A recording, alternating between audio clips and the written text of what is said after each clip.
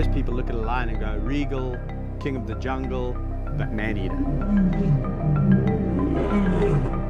I think a lot of people think I'm dancing with death. Naturally, one's going to go, well, this guy's crazy and it's only a matter of time before he gets eaten.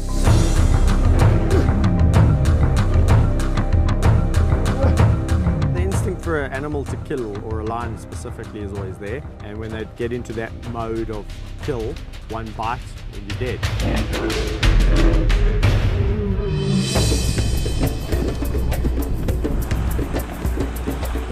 You won't find a lion roaming the wilds of Australia.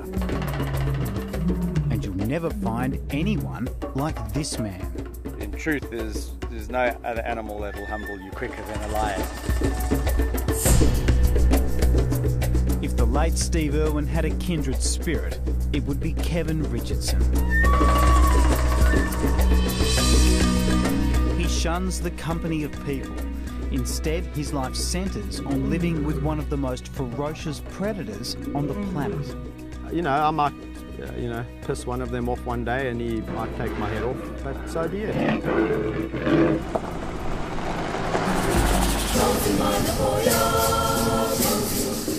To understand Kevin's obsession, I've travelled thousands of kilometres to southern Africa. You get adventurers in the world, man, pioneers, explorers. Without them, without those people in the world would still be, such a small little place.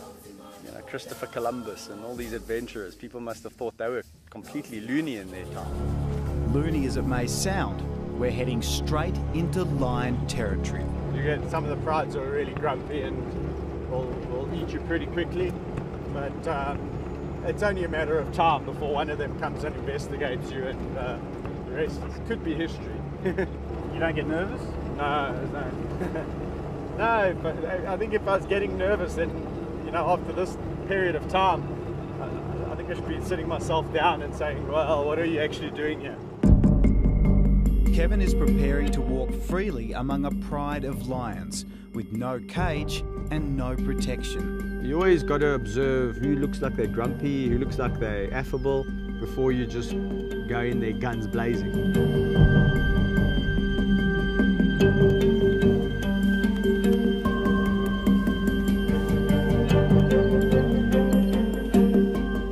At this moment, he's only armed with a deep understanding of animal instinct and lion behaviour. I'll announce myself, I'll talk to ow, ow, and give them, so that they know it's me coming. I'll talk so they can hear my voice.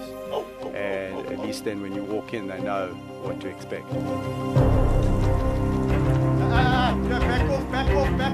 Back away. But then something incredible happens. Come on, push our pig lion sandwich. This is a love story like no other.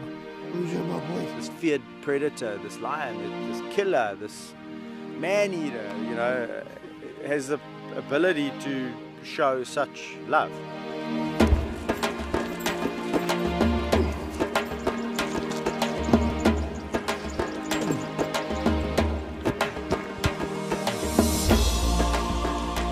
Far from being mindless man-eaters, Kevin believes the lions have a gentle side that few know about. No, so you come to say hello now, eh? What amazes me is they jump on me gently. They don't unsheath their claws, and when they bite me, it's gentle. But don't be fooled. These big cats are far from tame. So I'm filming from the safety of a cage, and as I found out, they don't take too kindly to strangers. Suji. Anyone else would run a million miles from these cats. When you walk up to them, what do you see? It's hard to explain what I see when I walk up to the lions, because to everyone else watching, their mind obviously flicks back to documentaries of lions jumping on the back of buffaloes' backs and taking down, wildebeest and zebra, all these big herbivores. So, I think people have got that in their head. But to me, these are just my friends. Let's go. Come on.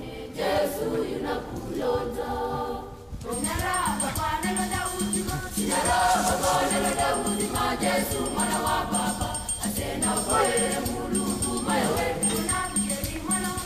wish somebody would scratch my chin.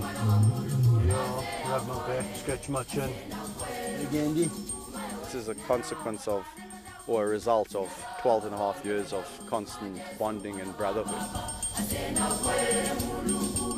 Kevin's first contact with lions was while volunteering at a South African wildlife park.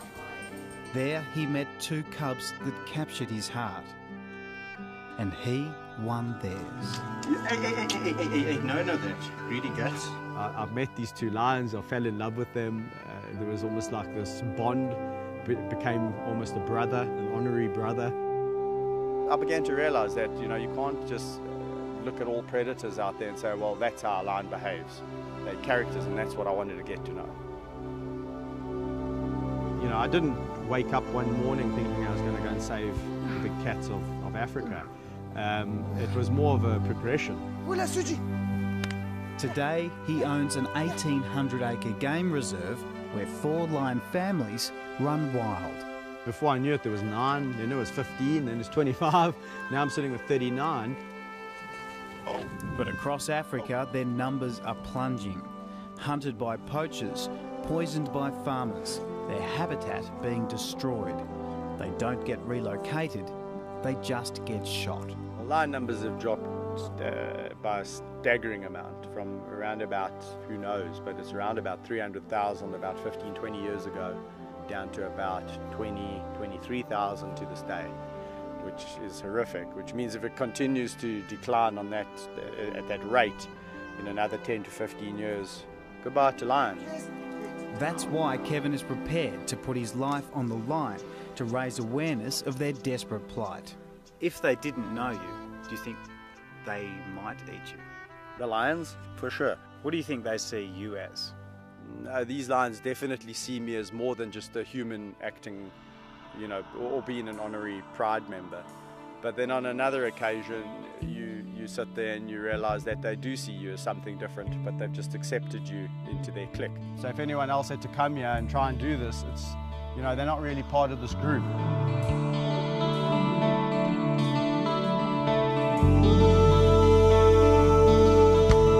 If anyone could understand the love that they have for their pet, I could probably say times that by 10. Quite frankly, that's how you could get killed by a lion. If he lies on top of you, he could crush you to death. Ah, Kaiser, please, my boy.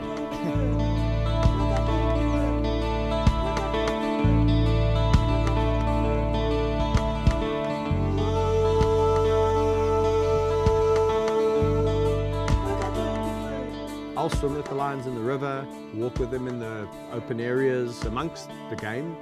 So yeah, I'll do most things that people would do with their pet dog, with the lions.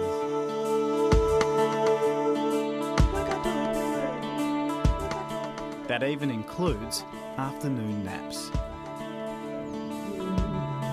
He says, shush now, I'm sleeping.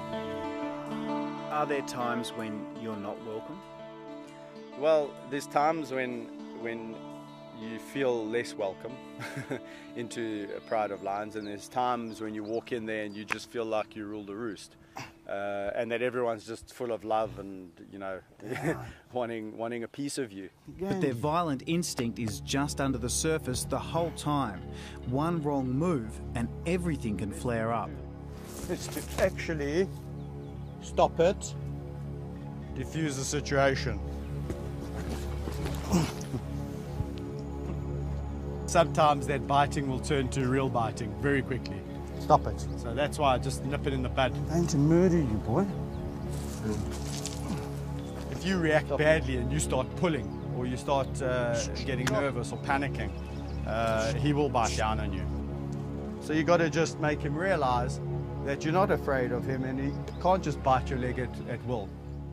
You see, you can't. You guys are naughty today, hey? You get your tongue pulled. Tongue pulled if you do that. Yeah, it's embarrassing. Have you been hurt? Yes, I get bitten, I get scratched, I get jumped on, my back gets put out, my shoulders. Fortunately, I've never been hospitalized by a lion. That scar there and there is really a lion of his size, actually Rafiki, that bit me accidentally. This canine here, the top one, went straight through to the bone almost, and that was the bottom one. Didn't go in quite as deep, but that was really just a bite out of a reaction. He got a bit of a fright and he turned around and whack right through the arm. Stop that! Do you worry that one day they might turn on you? No, I don't worry about lions turning on me, because the day that happens and you start to think about, well, one day will these lions turn on me, you shouldn't be doing it.